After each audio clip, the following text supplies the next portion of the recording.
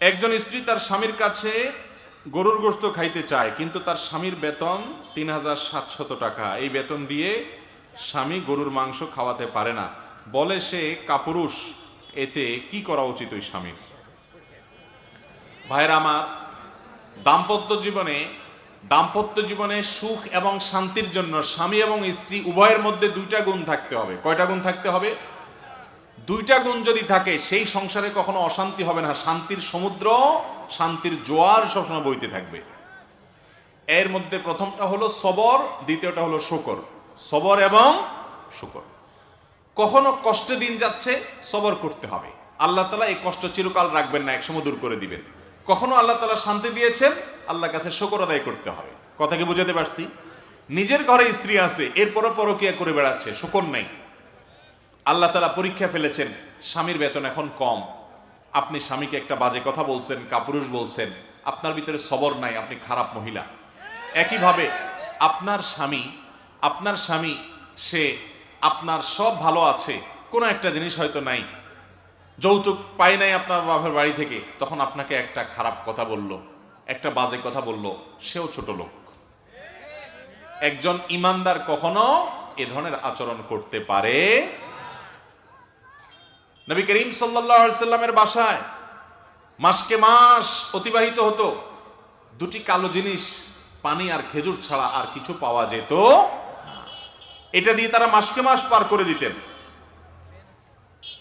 তাদের এত কষ্ট হতো, তারপরও তারা স্বামী সম্পর্কে বাজে মন্তব্য করেন নাই। মনে রাখবেন, যে স্বামী চুরি করে, ডাকাতি করে, দুই নম্বরি করে, মিথ্যা কথা বলে, অবৈধ উপার্জন করে কেজিয়ে কেজিয়ে গোশত কিনে খাওয়ায়, ওই স্বামীর চাইতে সেই স্বামী হাজার লক্ষ কোটি গুণ শ্রেষ্ঠ, ভালো, যেই স্বামী হারামের ধারে কাছেও যায় না।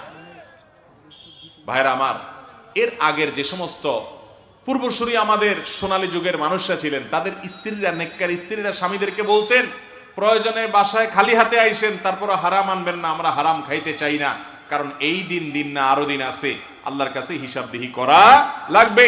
যেই বোন তার স্বামী তাকে গোশত কিনে খাওয়াচ্ছে না, আপনি কষ্ট পাচ্ছেন, আপনি সবর করেন। স্বামীর সংসারে কষ্ট করার পর আল্লাহ তাআলা একসময় সন্তানদেরকে এত টাকা পয়সা দেয়, সেটা খাইয়া শেষ করতে পারে না। অনেক মহিলা আছে স্বামীর সংসারে সুখী হয় না, কিন্তু সংসার যখন বড় হয়, ছেলে মেয়ে যখন বড় হয়, আল্লাহ তাকে অনেক সুখ দেয়। আছে না নাই? অনেকের হয়তো তখনও সুখ হলো না, আল্লাহ তাআলা তাকে আরো পরে দিবেন। জান্নাতের সুখ তো ইমানদারের জন্য বরাদ্দ আছে ইনশাআল্লাহ।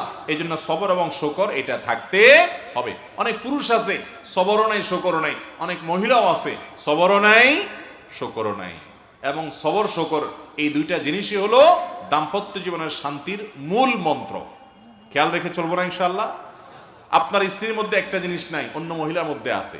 আরেক বাড়িতে ভালো খাইয়া আসছেন, রান্নাটা সেই রকম হয়েছে, আইসে এবার বউরে খোঁচানো শুরু করলেন, কি রান্ধো তুমি, যে রান্দা দিছে ওই মহিলা, যে স্বাদ, শিখতে পারো না কিছু। ছোট লোক স্বামী। এর নাম কি স্বামী? ছোট লোক স্বামী। আল্লাহ তাআলা তাকে রান্নার তৌফিক দিয়েছেন, এতটুকুও রাঁধতে পারে না, অনেকে এরকম আছে। এই সাবকন্টিনেন্টে, পাক ভারত মহাদেশে পুরুষরা মহিলাদের থেকে যত সুবিধা পায়, শুকর আদায় করা দরকার। মিডল ইস্টে যায় দেখেন, নাকে চরকি লাগায় ঘুরে মহিলারা পুরুষদের। বাসা রান্নাবাড়ি হয় না বললেই চলে, সারাদিন শুধু বলে হোটেল থেকে আনো, হোটেল থেকে আনো। উনি সারাদিন সাজুগুজু করে, সব ঘরে ঘরে অবস্থা, হোটেল থেকে খানা দিয়া বেশিরভাগ সংসার চলে। আর এদেশে মহিলারা এত কষ্ট করে, তারপরও অনেক স্বামী অকৃতজ্ঞ। আছে না নাই? নিমক হারাম স্বামী আছে। আর কিচ্ছু না করে আপনার স্ত্রী, শুধু আপনার চরিত্রটা যে হেফাজত করে, এর জন্য তো তার শুকরিয়া আদায় করবেন আপনি। এর জন্য আপনি শুকরিয়া আদায় করবেন। জীবনে একবার মোহর কয়টা দিছেন না, দেন নাই, নামকে হস্তে ধরে রাখছেন, এরপরে কয়টা ভাত দেন, একটু থাকতে দেন, এর বিনিময়ে আপনার পোলাপান মানুষ করে, আপনার চরিত্র হেফাজত করে, আপনার খেদমত সেবা করে, আবার আপনি আরো আশা করেন।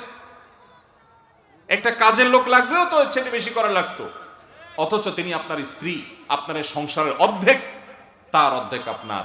তো অনেক স্বামী এরকম ছোট লোকই করে। আবার অনেক মহিলাও কি করে, চুল থেকে নুন খসলে স্বামীর উপরে বাজে মন্তব্য করে, কিছু দিতে পারলা না। আল্লাহ তাআলা আমাদের ভাই বোনদেরকে ধৈর্যশীল হওয়ার, শুকরগুজার হওয়ার তৌফিক দান করুন।